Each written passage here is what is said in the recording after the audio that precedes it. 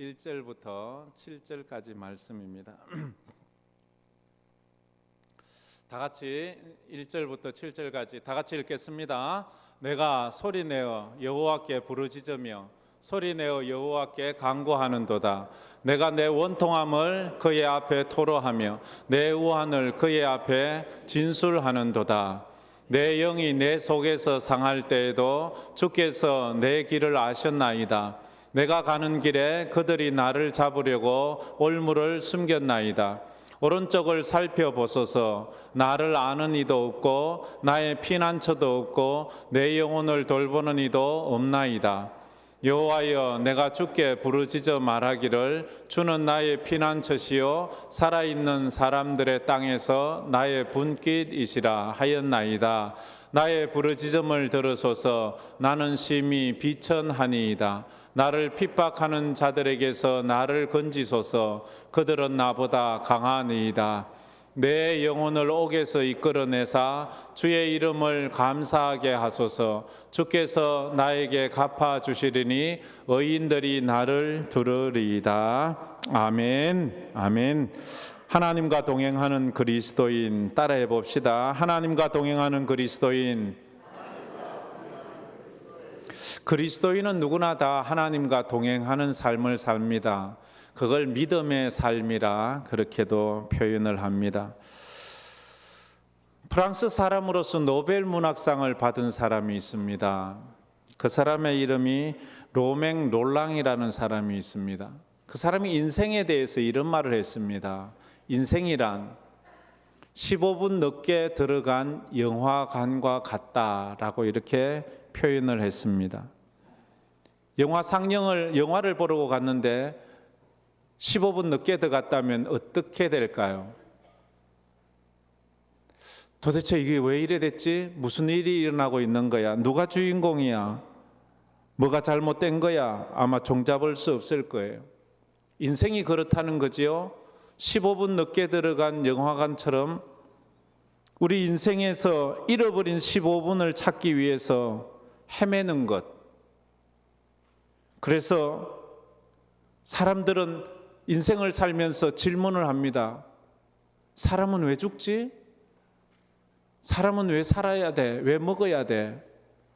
진짜 천국은 있는 거야? 이런 것들을 찾기 위해서 사람은 종교를 가지기도 하고 철학을 공부해 보기도 합니다. 그래서 어떤 사람은 잃어버린 인생의 15분을 찾아서 30년을 헤매다가 겨우 찾는 사람도 있고, 어떤 사람은 평생을 찾아 헤매지면 사람이 왜 죽는지도, 사람은 왜 먹어야 하는지도, 천국이 있는지도 지옥이 있는지도, 죽으면 어떻게 되는지도 깨닫지 못하다가 죽어버리는 사람도 있습니다. 여러분은 잃어버린 인생의 15분을 발견하셨습니까? 사람은 왜 죽습니까? 사람은 왜 먹어야 하나요? 사람은 왜 아파야 하나요? 왜 사람은 늙나요? 과연 죽으면 천국은 있는 건가요? 지옥은 있는 건가요? 이걸 알았어요. 아직도 이걸 못 발견해서 도대체 이 영화가 어떻게 되는 거야? 누가 주인공이야? 누가 나쁜 놈이야? 이 스토리는 뭐야? 이렇게 헤매고 있지는 않습니까? 어린아이들 동화에 이상한 나라의 앨리스라는 동화가 있습니다. 어느 날 이 앨리스가 갑자기 이상한 나라에 빠져들어갔어요. 아무리 나오려고 해도 나올 수가 없어요.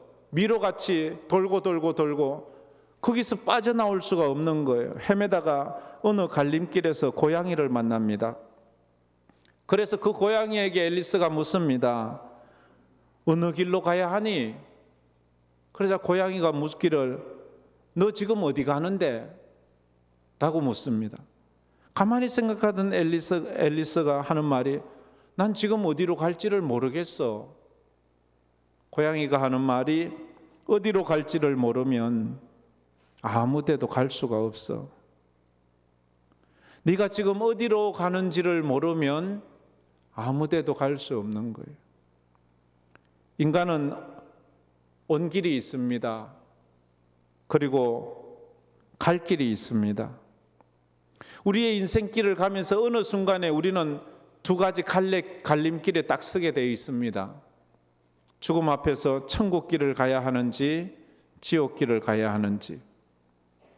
비행기는요, 후진 기어가 없습니다. 그래서 비행장 가보셨잖아요.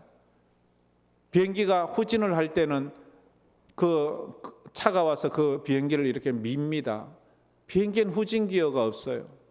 비행기에만 후진 기어가 없나요?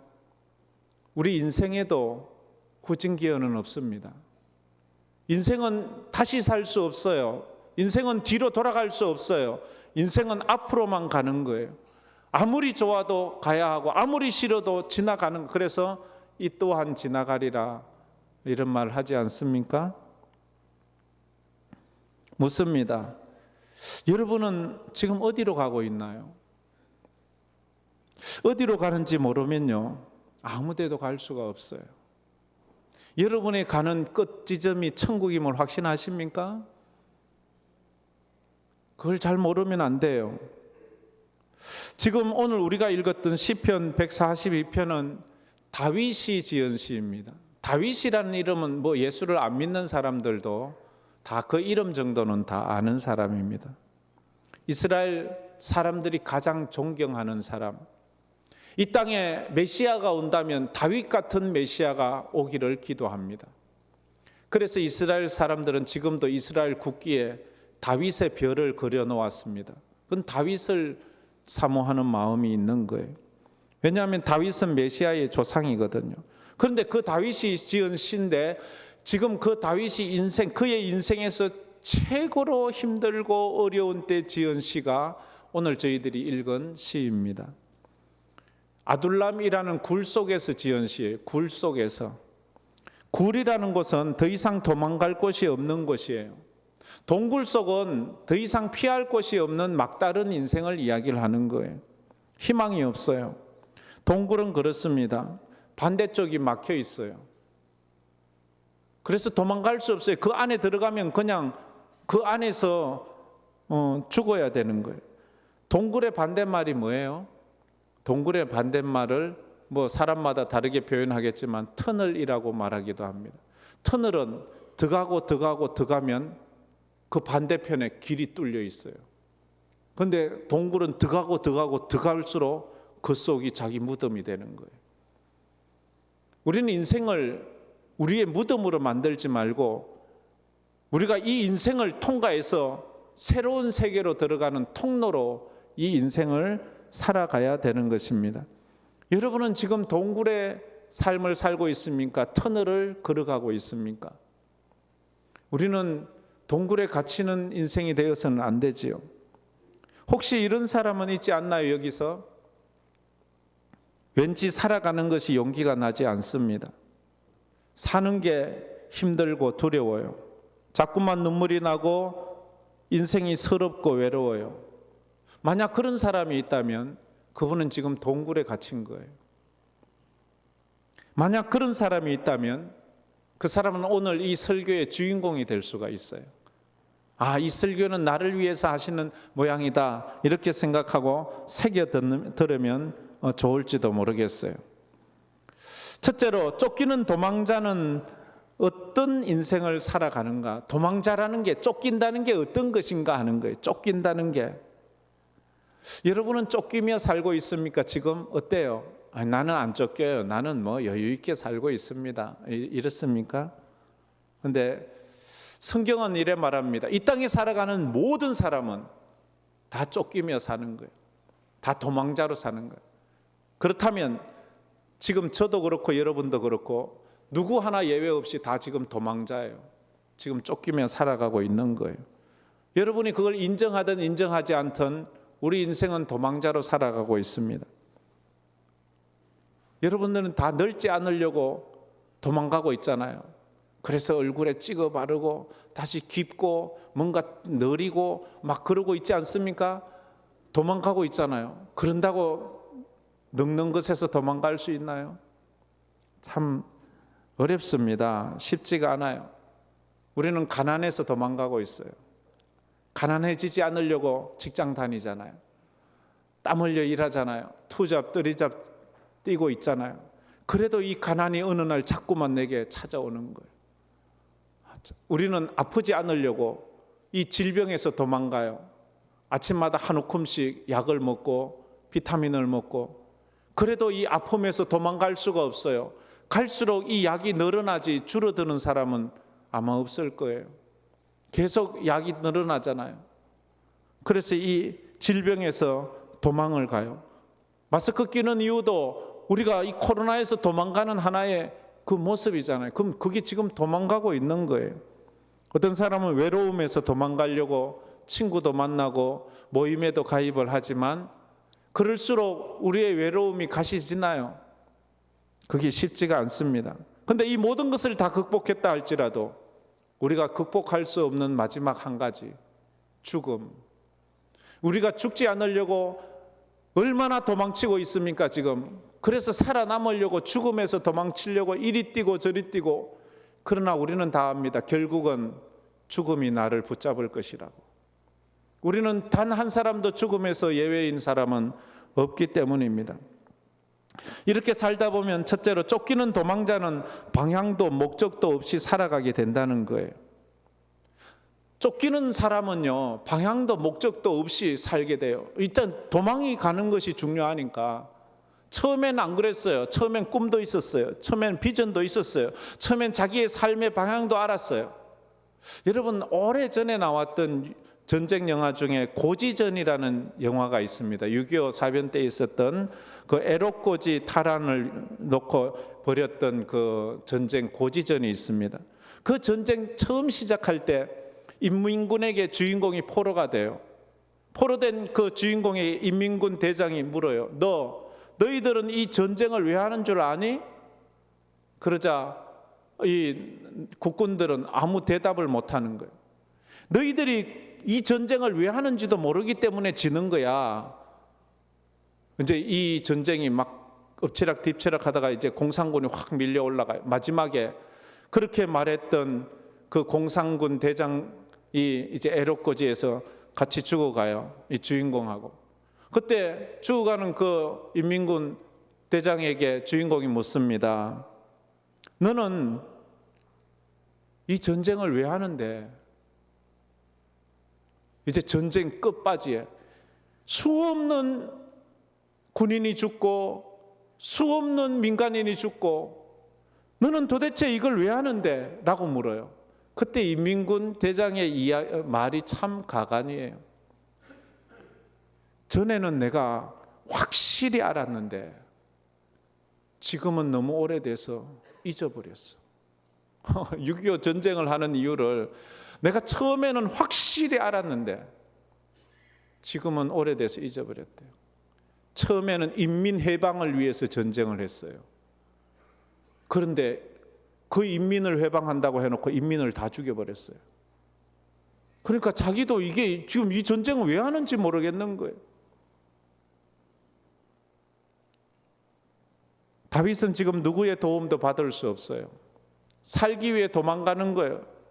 전에는 꿈도 있고 비전도 있었어요. 그냥 그런데 그것이 이제는 그냥 살기 위해서 살아가는 거예요. 누구의 도움도 구할 수 없어요. 다윗을 도우려는 사람은 다 죽여버려요. 사울왕이. 한 번은 노비라는 지역에 가서 제사장들에게 음식을 구걸해서 다윗이 먹은 것이 들통이 나서 사울이 병사를 보내어 그 지역에 있던 제사장 85명을 다 죽여버렸어요. 그러니까 그 이후로 다윗은 자기 친척, 자기 친구, 자기에게 좋게 선대해 주는 사람이 많음에도 그 사람들에게 갈 수 없는 거예요. 그 사람에게 자기가 갔다는 것이 들통이 나면 그 사람들이 다 죽어버리는 거예요. 그래서 자기에게 누군가에게 가서 도움을 청할 수가 없는, 그래서 얼마나 외롭고 힘들고 어려운지 몰라요. 다윗은 지금 현상금이 붙어 있어요. 다윗은 누구도 믿을 수가 없어요. 다윗은 자기 부하들이 자기를 파는 거예요. 그래서 자기들 살도리를 가지는 거예요. 인생을 살면서 어디를 가야 될지 몰라요. 누구를 만나야 될지 몰라요. 어떻게 해야 될지 몰라요. 그래서 아무도 살지 않는 광야 굴 속으로 도망가서 그 굴 속에 숨어 있는 거예요. 그 굴 속에 무슨 희망이 있나요? 이런 인생인 사람들이 부르는 찬양이 있지요.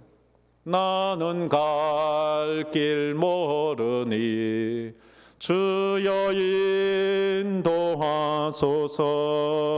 어디 가야 좋을지 나를 인도하소서. 어디 가야 좋을지 나를 인도하소서. 삶의 의욕을 잃고 방향도 잃고 이제 어떻게 해야 될지 몰라서 주저앉아서 주님을 바라보는 다윗의 심령을 지금 우리는 느껴볼 수가 있습니다.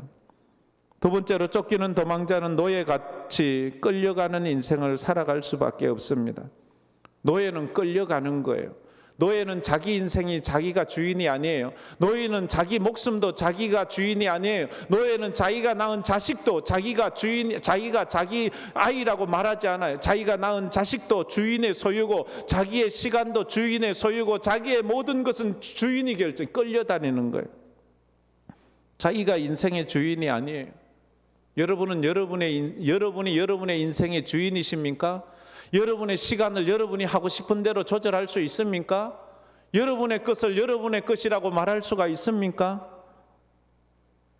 우리는 집이 있는데도 대부분의 사람들이요, 명의는 내 이름으로 돼 있지만 실질적인 주인은 은행이잖아요.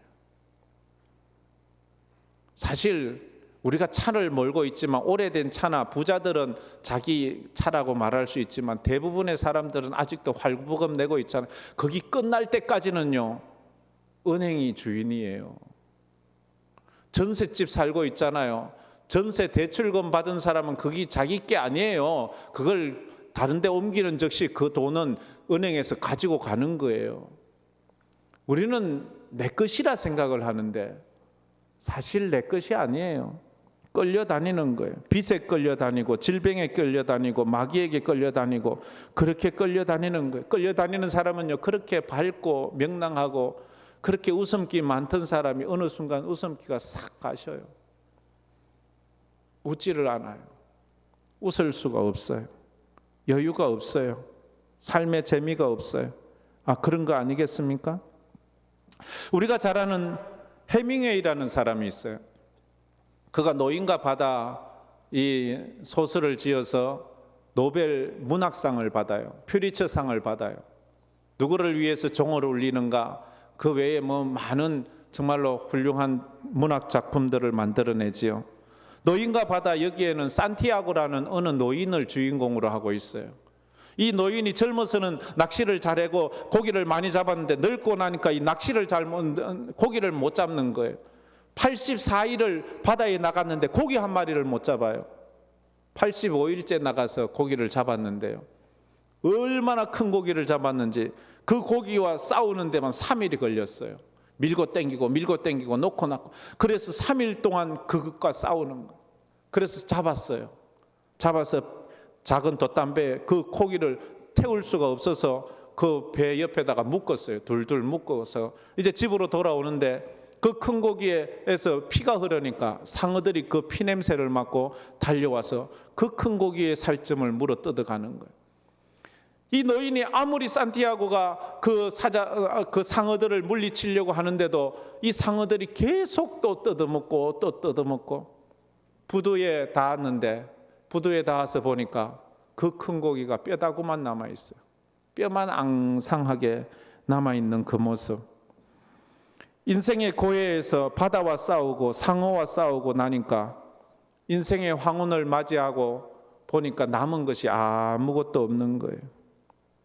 이 노인과 바다는 해밍웨이 자기 인생을 돌아보면서 지은 그런 소설일 것이라고 생각하는 사람도 있어요. 결국 그렇게 많은 부를 이루고 많은 명예를 가지고 노벨 문학상을 받고 퓰리처상을 받고 그렇게 많은 소설들을 했으면 얼마나 그의 인생이 호화로워야 할까요? 그는 결국 자살해서 죽습니다. 해밍웨이가. 그 책에 나오는 대사가 여러 가지 있는데 명대사 중에 하나가 기억나는 것이 이게 있어요. 당신에게는 행운이 있었습니까? 라는 그런 이제 스토리의 얘기를 오고 가다가 이런 말을 해요. 행운은 다양한 형태로 우리에게 다가오는데 그 행운을 알아보느냐 못 알아보느냐에 달렸다고 말해요. 우리에게 행운이 와요. 근데 어떤 사람은 야, 나 행운을 만났어 라고 말하는 사람은 그 행운이 왔음을 알아본 사람이고, 나는 살면서 행운이라고는 없었어 라고 말하는 사람은 행운이 왔는데도 그것이 행운인지 모르고 그냥 지나치는 그런 인생이다 하는 거예요. 우리가 인생을 살다 보면 하나님이 우리를 찾아오세요. 그런데 난 하나님 한 번도 못 만나서 하는 사람은 찾아오신 하나님을 못 알아본 거예요. 우리 인생 가운데도 그렇다는 거죠. 큰 두 번째로 다윗은 10년의 도망자 삶에서 어떻게 믿음으로 살았는가 하네요. 다윗은요 10년이나 도망치면서 살아요. 사울 왕에게서. 1년도 힘들잖아요. 우리가 코로나에서 몇 년 도망쳤나요? 2020년, 2021년, 22년, 23년 이제 횟수로 4년째 접어드는데 쉽지 않잖아요. 이거 얼마나 불편해요. 마스크 끼고 거리 두고 뭐 여러 가지 제재를 받고. 다윗은 10년을 도망 다니며 살았습니다. 어떻게 믿음으로 살았을까? 믿음이란 게 어떻길래? 제가 매번 지금 22번째 설교를 하고 있는데 이 제목으로 그럴 때마다 제가 드렸던 말씀, 믿음이란 내 인생에 일어난 모든 일을 하나님의 안목으로 해석하는 능력이다라고 했어요. 믿음은 내 인생에 일어난 그 일을 하나님의 안목으로 해석하는 능력이 믿음이에요. 그래서 믿음이 달라졌다는 말은 삶에 대한 해석이 달라졌다는 말이에요. 근데 믿음은 달라졌다고 하는데도 삶에 대한 해석이 달라지지 않았으면 믿음이 바뀐 게 아니에요. 믿음이 달라지면 전에는 그것 때문에 울었는데 지금은 그것 때문에 감사할 수 있어요. 모든 사람은 그것 때문에 통곡하는데 이 사람은 믿음의 해석하는 사람은 그것 때문에 하나님을 찬양해요. 사도 바울은 빌립보 감옥에 갇혔어요. 두들겨 맞았어요. 억울해요. 내일 죽을 수도 있어요. 그런데 그 밤에 감옥에서 찬양을 불러요. 믿음의 해석이 달랐기 때문에.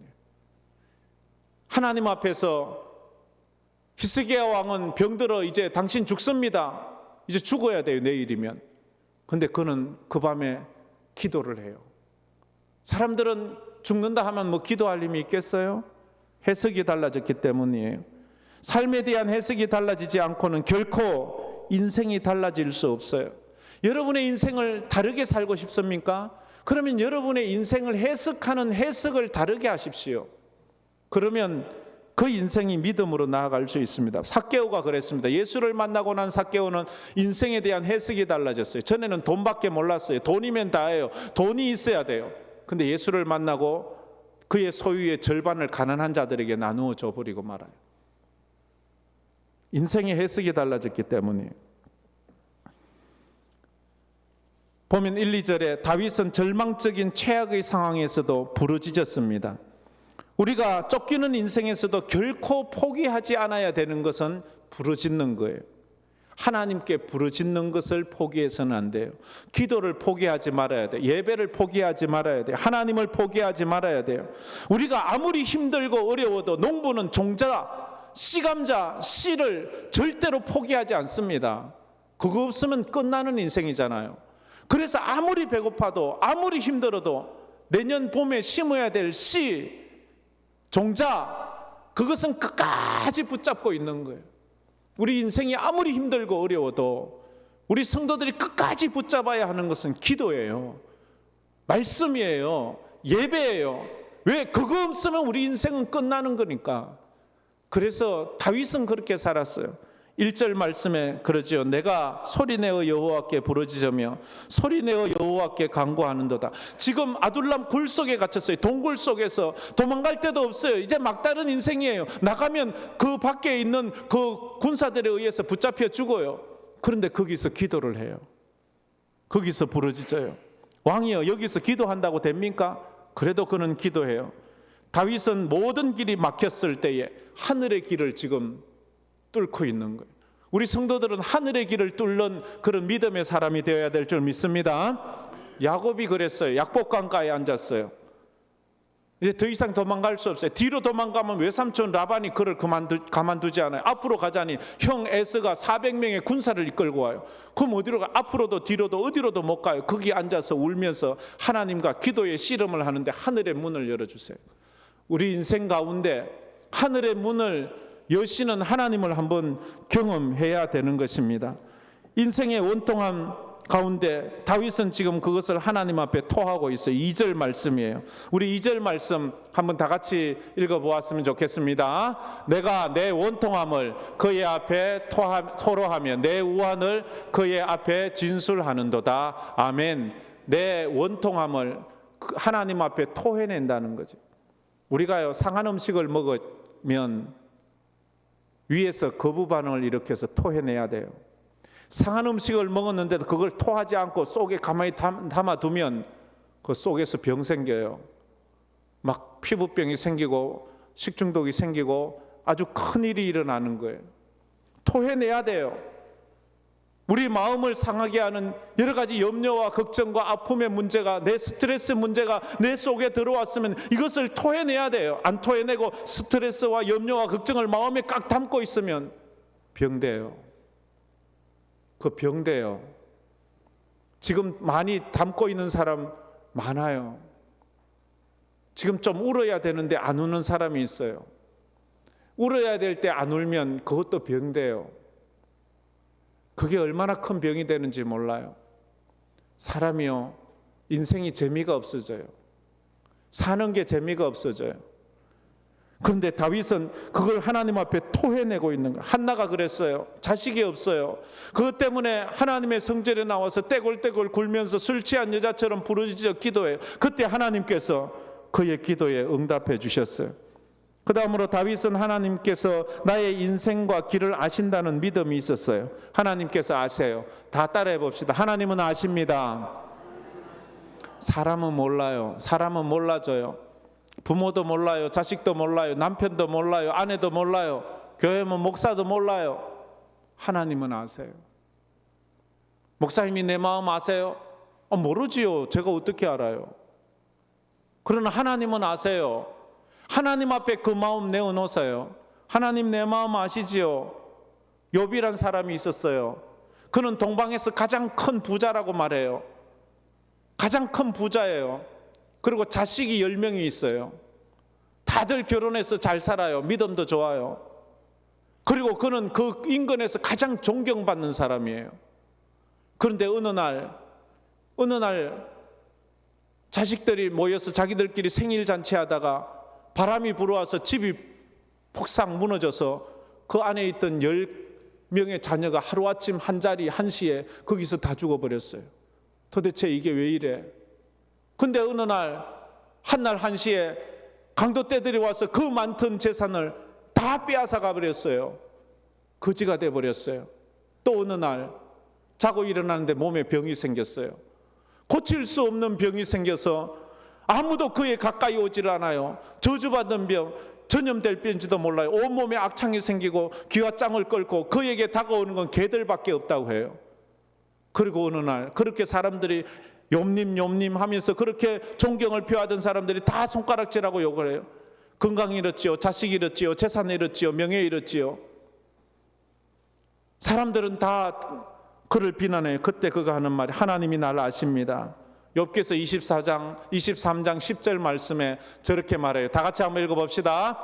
그러나 내가 가는 길을 그가 아시나니 그가 나를 단련하신 후에는 내가 순금같이 되어 나오리라.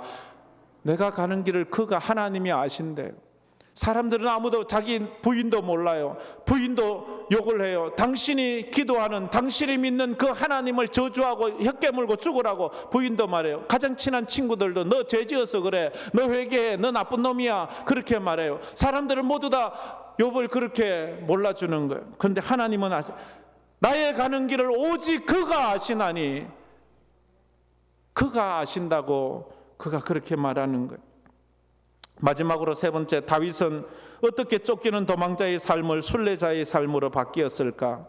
사람들은 다 쫓기는 삶을 사는데 믿음의 사람은 도망자의 삶을 순례자의 삶으로 바꾸어야 돼요. 이스라엘 백성들이 애굽에서 나왔을 때 40년 광야 생활을 지나요. 하나님은 40년 동안 구름기둥 불기둥으로 만나로 그들을 인도하여 주시면서 순례자로 가나안을 향하여 천성을 향하여 나아가라고 했는데 그들은 거기서 순례자가 되지 못하고 도망자처럼 살아요. 불평하며 쫓기면서 살아요. 늘 불평하며 살아요. 도망자였어요. 순례자가 아니었어요. 하나님은 우리를 이 땅에 보내어 천국 갈 때까지 이 땅을 순례자로 살라고 하는데 우리는 지금까지 한 번도 순례자로 살지를 못해요. 늘 돈에 쫓기고 건강에 쫓기고 문제에 쫓기고 사람에 쫓기고 환경에 쫓기면서 지금은 죽음의 두려움 속에서 덜덜덜덜 쫓기며 살고 있는지도 모르겠어요. 순례자로 살아야 돼. 다윗은 이 아둘람 굴 속에서 순례자가 돼요. 이제 나는 더 이상 쫓기지 않는다. 난 여기서 하나님을 섬기며 살아간다 라고 말하는 거예요. 다윗은 10년 동안 사울왕에게서 쫓겼어요. 도망자였어요. 반대로 사울왕은 10년 동안이나 다윗을 쫓아다녔어요. 그런데 뒤에 가면서 누가 을이고 누가 갑이에요? 사울이 갑인 것 같잖아요. 다윗이 을인 것 같잖아요. 그런데 아니에요. 10년 뒤에 사울은 미쳤어요. 다윗은 시인이 되어버렸어요. 시편의 반을 다윗이 지었어요. 그는 시인이 되었어요. 사울왕은 미쳐버리고 말았어요. 그래서 결국 끝에 그는 자살하고 말아요. 다윗은 순례자가 되었고 사울은 도망자가 되고 말았어요. 다윗은 그 동굴 속에서 그의 영혼이 무너지지 않았어요. 더욱더 빛나는 깊은 영성의 사람이 되었어요. 요셉이라는 사람이 있었어요. 17살 나이에 애굽으로 노예로 팔려갔어요. 노예가 무슨 인권이 있나요? 노예가 무슨 고상한 성품이 있나요? 그런데도 그는 노예 생활을 하면서 더 깊은 영적인 사람이 돼요. 그는 또 감옥에 억울하게 누명 쓰여서 감옥에 가요. 감옥은 죽어야 나오는 곳이에요. 그런데 그곳에서 요셉은 빛나는 신앙인이 되어 나와요. 어떻게 그랬을까요? 멀쩡한 사람도 들어가면 미쳐서 나오는 곳이에요. 멀쩡한 사람도 들어가면 죽어서 나와야 되는 그곳을 요셉은 거기에 들어가서 성숙한 신앙인으로 되어 나오는 거예요. 여러분은 지금 여러분의 인생의 동굴 속에서 순례자로 살고 있습니까? 아니면 도망자로 살고 있습니까? 점점 인격이 망가지고 신앙이 망가지고 있습니까? 아니면 점점 여러분의 인격과 신앙이 빛나는 성숙한 사람이 되고 있습니까? 이걸 한번 물어봐야 돼요. 첫째로 다윗은 감옥 같은 동굴을 감사가 넘치는 예배당으로 만들었어요. 우리는 우리의 인생 감옥 같은 우리의 그 장소 동굴을 감사가 넘치는 예배당으로 만들어야 돼요. 근데 사울왕은요, 호화로운 왕궁을 지옥으로 만들어버렸어요. 거기서 사람을 미워하고 사람을 저주하고 그러다 보니까 사람은 다 떠나요. 사람은 아무도 그의 곁에 오지 않아요. 근데 다윗은 계속 도망가고 동굴 속으로 피해가는데도 점점 사람이 많아서 지금 아둘람 굴에 숨을 때에 다윗하고 함께 그 동굴에 들어가 있는 사람이 400명이나 들어가 있어요. 도망가는 사람에게 내가 당신들을 먹일 수도 없습니다. 지킬 수도 없어요. 보호해 주지 못해요. 그래도 그들은 다윗에게 몰려드는데 사울은 왕이잖아요. 근데 그에게는 아무도 가지를 않는 거예요. 눈물이 시가 되게 하소서, 슬픔이 노래가 되게 하소서, 한숨이 찬양이 되게 하소서. 7절 말씀에 그렇게 말합니다. 우리 7절 말씀 다 같이 한번 읽어봅시다. 내 영혼을 옥에서 이끌어내사 주의 이름을 감사하게 하소서. 주께서 나에게 갚아주시리니 의인들이 나를 두르리이다. 옥에서 감사하게 하소서. 내가 감옥에서 동굴에서 내가 감사하게 하소서. 생각이 바뀌면 말이 바뀝니다. 말이 바뀌면 행동이 바뀝니다. 행동이 바뀌면 인생이 바뀝니다. 하나님, 내가 그렇게 변화되게 해주십시오. 우리가 마음을 바꾸기 시작하면 하나님은 우리의 인생을 바꾸기 시작한다고 말씀합니다. 두 번째로 마지막으로 다윗은 도망자의 삶이 아니라 순례자의 삶을 선택했습니다. 도망자의 삶을 살 것인가, 내가 이제 순례자의 삶을 살 것인가, 내가 선택하는 거예요. 여러분이 선택해야 되는 거예요. 내가 이제 예수 믿고 살 것인가, 나는 나 자신을 믿고 살 것인가. 나 자신을 믿을 만한 존재가 되나요? 우리는 이 땅에서 도망자가 아닌 순례자로 살기로 선택을 해야 합니다. 이런 이야기가 있죠. 2명의 죄수가 감옥에 들어갔어요. 10년 형을 똑같이 받아서 10년째 나올 때 한 명은 미쳐서 나오고 한 명은 시인이 돼서 나왔어요. 둘 다 똑같은 감옥에서 밤마다 새창살을 보면서 달을 보고 별을 헤었어요. 달 밤에 잘못 보면요 미쳐요. 달빛이 사람을 미치게 한대요. 사울은 10년 동안 다윗을 미워하다가 미쳤어요. 그래서 자살했어요. 다윗은 10년 동안 도망 다니면서도 밤하늘의 별을 세면서 시인이 되었어요.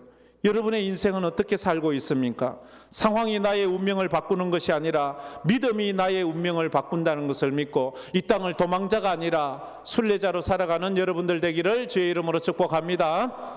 이 찬양 한번 부르겠습니다. 저 멀리 배는 나의 시 온성 오 거룩한 곳 아버지 집. 우리 순례자의 노래인데 한번 다 같이 부르겠습니다.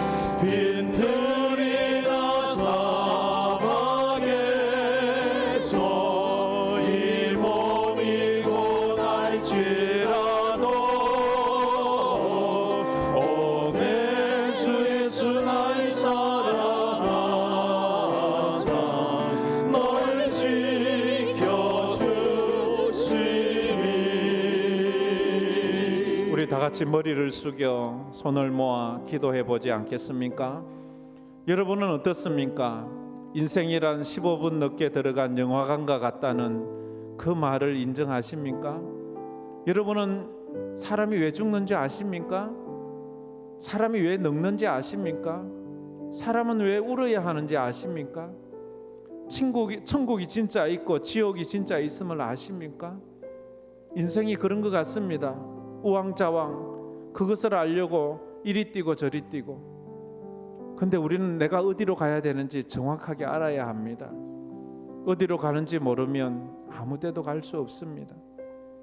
도망자로 살다 보면 전에는 꿈이 있었고 비전이 있었고 목적이 있었는데 어느 날부터 꿈도 없고 비전도 없고 목적도 없습니다. 어릴 때 물어보면 아이들이 대통령 되겠다 뭐 되겠다 말하는데 대학 졸업하고 물으면 그 꿈은 다 사라지고 그냥 먹고 사는 일에 아무데나 취직만 하면 된다고 말합니다. 우리 인생도 그렇습니다. 신앙생활도 그렇게 되면 안 됩니다. 우리가 하나님 앞에서 도망자로 살지 말고 순례자로 살아야 됩니다. 그러자면 결코 잃어버려서는 안 되는 기도를 잃어서는 안 됩니다. 예배를 잃어서는 안 됩니다. 주님 붙잡고 믿음으로 살아야 합니다. 그럴 때 다윗처럼 도망자 같은 인생을 살지만 순례자로 살아 하나님 앞에서 시인이 되고 믿음의 사람이 되는 것입니다. 인생을 믿음으로 쫓아갈 수 있는 것입니다. 하나님, 내가 이제 예수를 선택하고 순례자의 인생을 살겠노라고 고백하면서 그런 인생 살 수 있는 힘을 달라고 다 같이 통성으로 기도하겠습니다. 주여 감사합니다. 오늘도 저희들이 주님 앞에 나왔습니다. 사랑하는 성도들이 주님 앞에 나왔습니다. 우리 인생을 살다 보면 어느 순간인가 길을 잃어버리고 어느 순간인가 내가 여기가 어디인지도 모를 때가 참 많습니다. 내가 잘 살고 있는지 또 물을 때도 많습니다. 주여, 당황하는 우리 인생을 주여 불쌍히 여겨주시고 정말로 주님 안에서 다시 우리 인생의 꿈과 비전을 발견하고 우리의 갈 길을 살아갈 수 있는 저희들 되게 하여 주옵소서. 내가 길이요 진리요 생명이라고 말씀하신 그 하나님을 붙잡고 믿음으로 나가는 저희들 되게 하여 주옵소서. 영적인 사람, 아버지 하나님 앞에 있는 사람이 되게 하여 주시옵소서. 아버지 도망자로 살면서 인생이 힘들고 어렵고 아버지 하나님 쫓기면서 살아갈 수밖에 없습니다. 가난에 쫓기고 질병에 쫓기고 외로움에 쫓기고 결국은 죽음에 쫓기면서 아버지 도망칠 수밖에 없습니다. 이제는 아버지 영원한 생명의 주인 되신 주님 만나고 주님 붙잡고 믿음으로 우리 인생의 동굴을 예배당으로 만들어 나갈 수 있는 저희들 되게 하여 주시기를 주옵소서. 다윗처럼 그렇게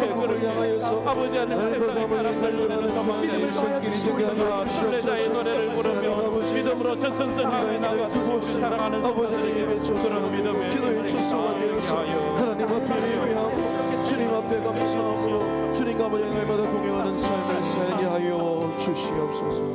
나의 가는 길을 오직 그가 아시나니 그가 나를 단련하신 후에는 내가 순금같이 나오리라 말했던 욥처럼 아버지 하나님이여, 우리가 살면서 고난을 당하고 아픔이 있습니다. 용광로 속에 들어간 것처럼 도무지 헤어나올 수 없는 동굴 같은 인생을 살 때가 있습니다. 그래서 15분 늦게 들어간 영화를 보는 것처럼 누가 주인공인지도 누가 나쁜 사람인지도 왜 저런 일이 일어나는지도 우리 인생을 그렇게 볼 때가 많습니다. 주여, 이제 주님 안에서 인생을 찾아가게 하여 주옵소서. 다윗은 그가 동굴에 있을 때에 그는 마냥 도망만 다녔는데 거기서 하나님을 만나고 거기서 기도하면서 순례자가 되었습니다. 저 천성을 향하여 천국을 향하여 방향을 잡고 그가 목표를 잃지 않았습니다. 우리 사랑하는 성도들, 오늘 처음 오신 분들도 예수 붙잡고 우리 인생을 저 천국을 향하여 나아가는 순례자들이 다 되게 하여 주시옵소서. 지금은 우리 주 예수 그리스도의 은혜와 우리 하나님 아버지의 무한하신 사랑하심과 성령님의 감동, 위로, 충만하심이 예수 믿고 인생을 믿음으로 걸어 저 천국을 향하여 순례자처럼 살아가기로 마음에 다짐하는 우리 사랑하는 모든 성도들, 오늘 처음 나오신 분들, 지치고 힘든 분들, 아프고 병원에 입원해 있는 분들, 또 우리 파송된 10가정 우리 선교사들 그 삶과 가정 위에 이제로부터 영원토록 함께 있을지어다. 아멘.